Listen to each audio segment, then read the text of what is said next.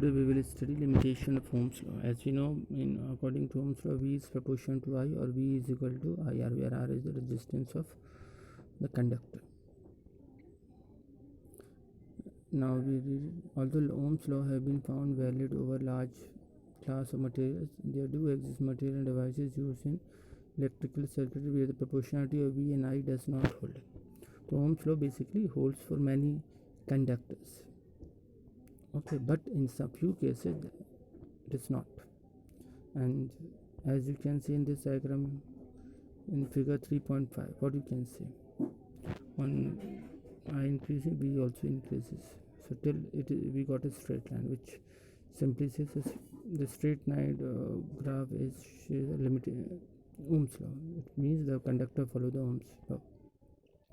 But after a certain time, after a certain value of I, you will find the value of V deviate means you can see the dash line is a straight line and the blue line is a curved line.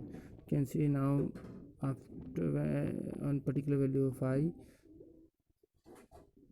value of V deviating from this straight pattern. So there are few limitations. Now here in this one, there is a characteristic curve for diode. Okay, you will learn in last chapter. So diode, as you can see, it is also put a voltage versus I. The graph is plot between voltage versus I current, and as you have seen here, with the increase in voltage in the upper part, this part, increasing the value of V,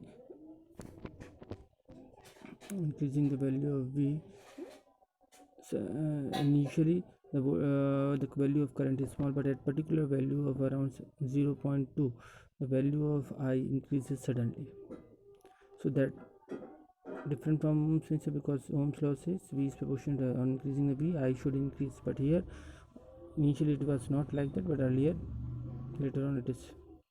Similarly here also, one more thing, you can see the voltage and current value in negative axis, means when you apply voltage in reverse direction. Here it means when you apply the voltage in reverse direction, it means you change the minus to plus and plus to minus, then the current will be in microamperes, where and in upper one it is in milliampere, so very less current is. So that is the nature you will find in diode. And further you can see this figure 3.7 also, the increase in voltage, the current follows some random path. It is not a straight line till here it follows, then after that it again goes up and then down, further down, which is voltage for gallium arsenide. Gallium arsenide is LED basically. So the relation between V and I is not unique, that is there are more than one value of V for same value of I. So these are electronic elements, circuit part, so which does not obey. So everything, every conductor is not obeying Ohm's law. Now resistivity of let's check whether we have something in our PPT also. Do we have something?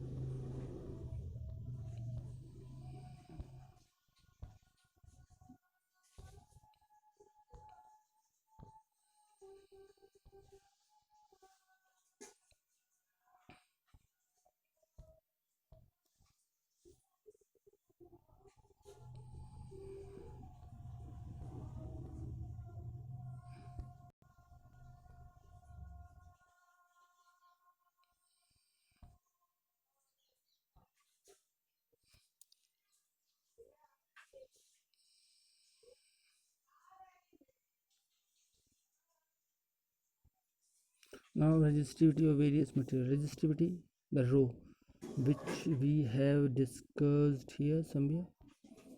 We know that resistance is proportion to length of the conductor and inversely proportion to area of cross section of the given conductor. So here you can see from equation 3.4 it is clear, resistance is 3.5, R is proportional to length, and from 3.7 R is inversely proportional 1 upon A. So from that, combining these two, you got the rho is here is resistivity. And from theoretical value, from drift velocity, we also came yesterday we have studied the value of rho around came any square this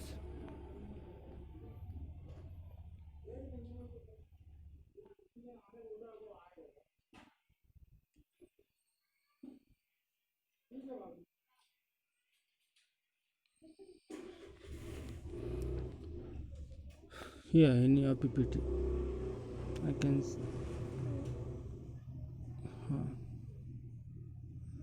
yesterday we have done that R is equal to, yeah, here R is equal to m upon any square tau L upon A, where L and A are dimension dependent, where m any square tau is rho. So rho is simply a mass upon number of electrons per unit volume E square into tau. Now, keeping in mind this equation, we can find the value of resistivity, and resistivity as intrinsic property.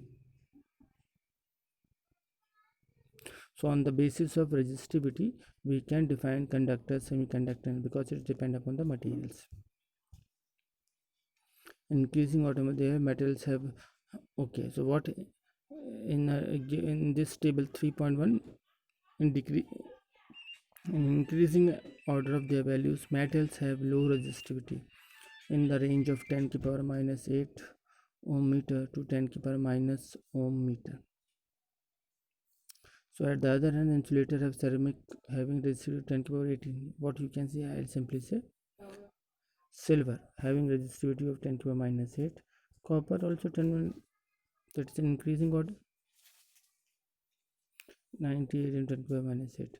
Mercury, then magnesium alloy, semiconductor 10 to the power minus 5. Insulators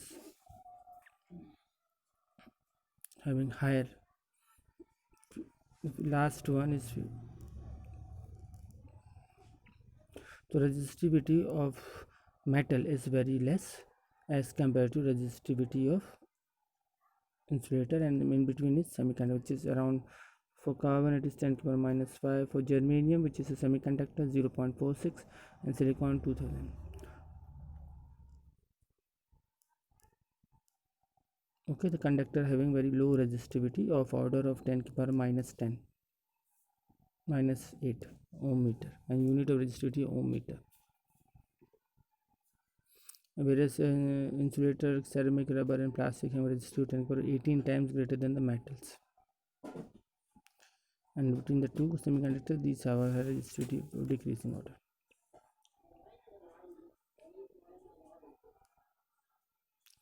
So resistance is higher. Okay, commercially produced resistor for domestic use or in laboratory are of two major types: wire bound resistor and carbon wire bound resistor and carbon resistor. Wire bound resistors are made by winding the wires of an alloy with magnenin, constantin, nichrome, and similar ones. This you have seen in our laboratory. This it is for practical purpose. Okay, magnenin, constantin, these are alloys, nichrome or similar ones. The choice of these materials that mostly affect the resistivity are relatively insensitive to temperature. These resistance are typically in the range of fraction of ohms to few hundred. Okay, it's one more advantage is this: you can simply use it's long life. But the carbon resistor, other one resistor in the higher range, are made mostly from carbon, so are compact, inexpensive, and thus find extensive use in electronic circuit. So whatever in electronic circuit in our home or mobile or anything, you will find these type of resistors. Small in size, and hence their values are given in color code. So these are, so here we are talking about register color coding of carbon electrode. So remember, this is all color here, so you can remember this: BB Roy, Great Britain, very good wife. Black, brown, red, orange, yellow, green, blue, violet, gray, white, gold, silver, and no color. And they have a number: black means 0, brown means 1, and so on. And the multipliers, when black 1, brown 10 to the power 1, red 10 to the power 2. And tolerance means how much is the percentage of error, fluctuation of their values. So if it is gold 5%, very less tolerance, silver 10%, and no color means 20%. The register have a set of coaxial color rings on them. You have seen it in many electronic circuit, very small, having 4 circles. You can see here 3 red and 1 white in this diagram. It may be of different colors or the same colors. The first two band, okay, the first two band from the end indicator, from the left hand side, the two significant figure of the resistance in ohms means first and second, red. So here we see the red is significant because 2, and here second color is also red, so it is again 2, so it is 22.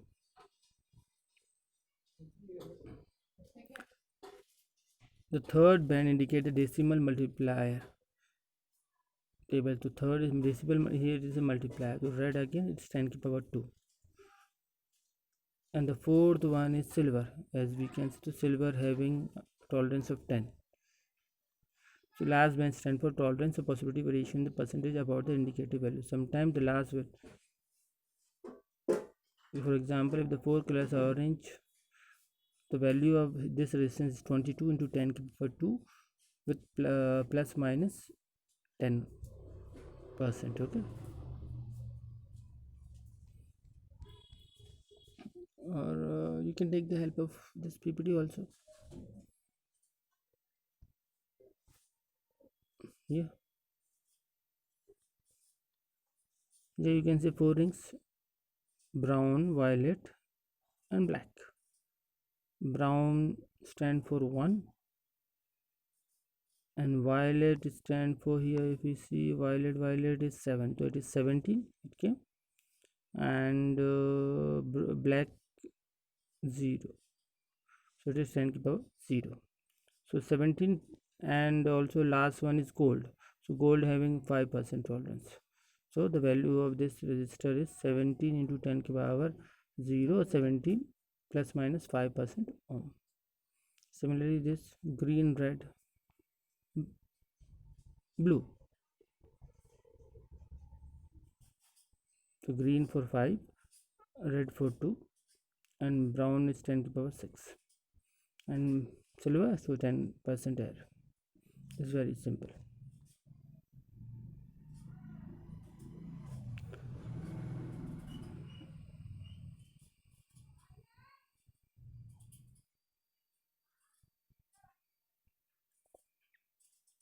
We have already know the series combination if all the if 3 resistor R1, R2, and R3 are connected in series, as you can see here in the diagram. So net resistance will be simply adding. And parallel combination resistance of all the 3 resistors are connected in parallel, as you can see here, R1 like that. So the 1 upon R is equal to 1 upon R1 plus 1 that you can revise from class 10th. And let me go back to a chapter.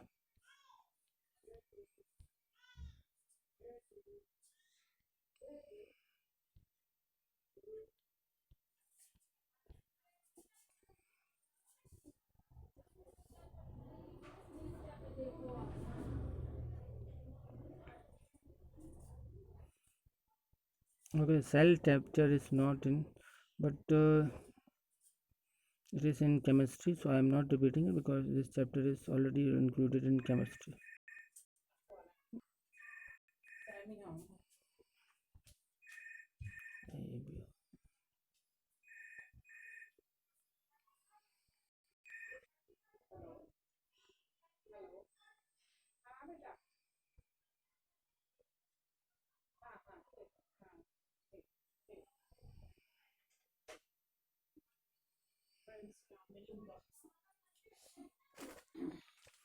So now the temperature dependence of resistivity.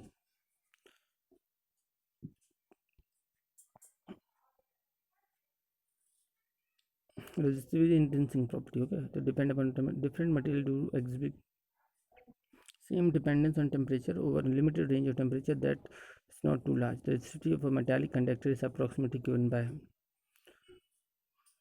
Okay, that's how you will That's, I'm just leaving because it's not, but only remember it's intrinsic property. It varies from material to matter. Yeah, here you can see the qualitative understanding of temperature dependence resistivity in light of a deviation from this equation is S0 resistivity is uh, is inverse of conductivity, which is m upon n e square tau. Resistivity we have already done. So rho depend inversely both on numbers of free electrons, n is number of free electrons per unit volume, and on the average relaxation time t between collision. So as we increase temperature, the average speed of the electron which act on carrier current increases, resulting in more frequent collisions. The average time decreases. So collision thus decrease with temperature. The average time collision tau thus decreases. So in metal, n is not dependent on temperature to any appreciable extent, and thus decrease in value of tau with rise in temperature cause rho to increase as we have observed. For insulators, semiconductors, however, n increase with temperature. For insulator and semiconductor, however, n increase with temperature, this increase more than compensate any decrease in tau.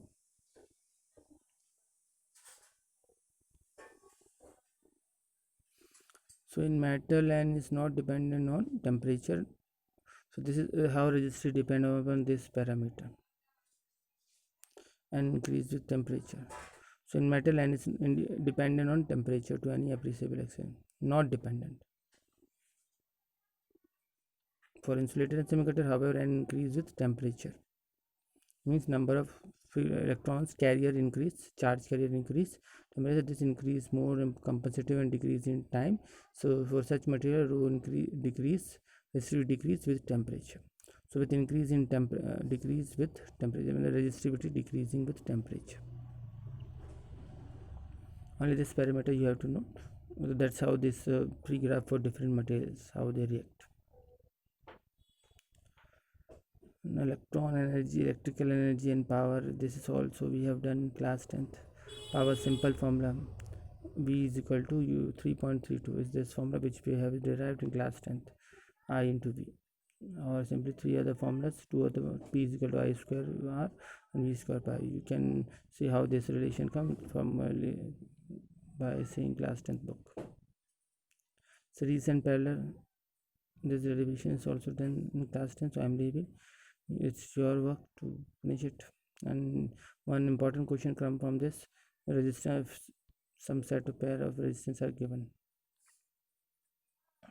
Cell EMF and internal resistance. So I am leaving few things just for you. If you have a doubt, just ask me then about combination of resistor in series.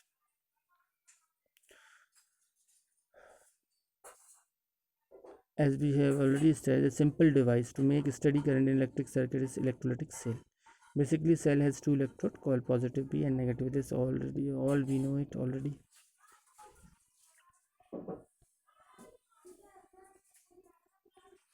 Okay, to keep current going on, we need a cell.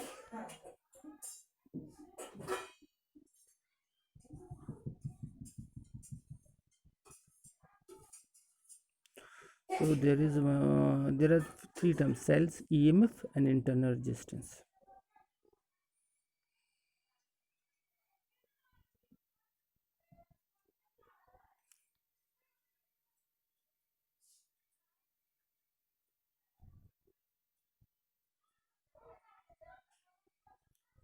When there is no current, the electrolytic has some potential. The electrolytic has some potential throughout. So the potential difference between P and positive and a negative terminal is, this difference is called electromotive force. When there is no current, remember, when no current is drawn from the source, from the battery, so the potential difference is electromotive. So that potential difference is electromotive. The name of electromotive force, short form we call it.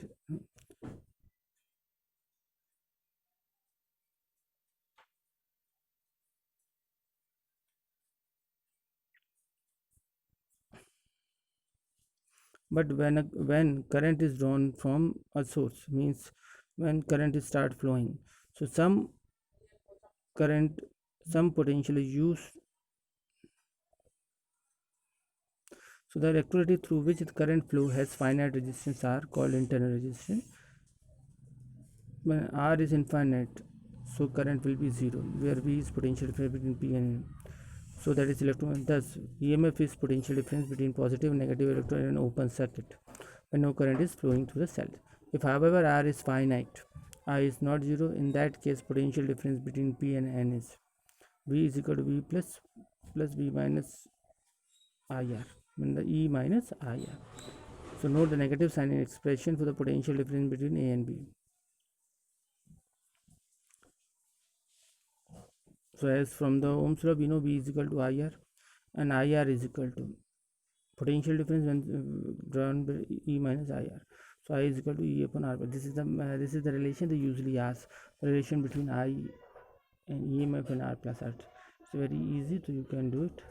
So I'm leaving for today. It's very I have some work.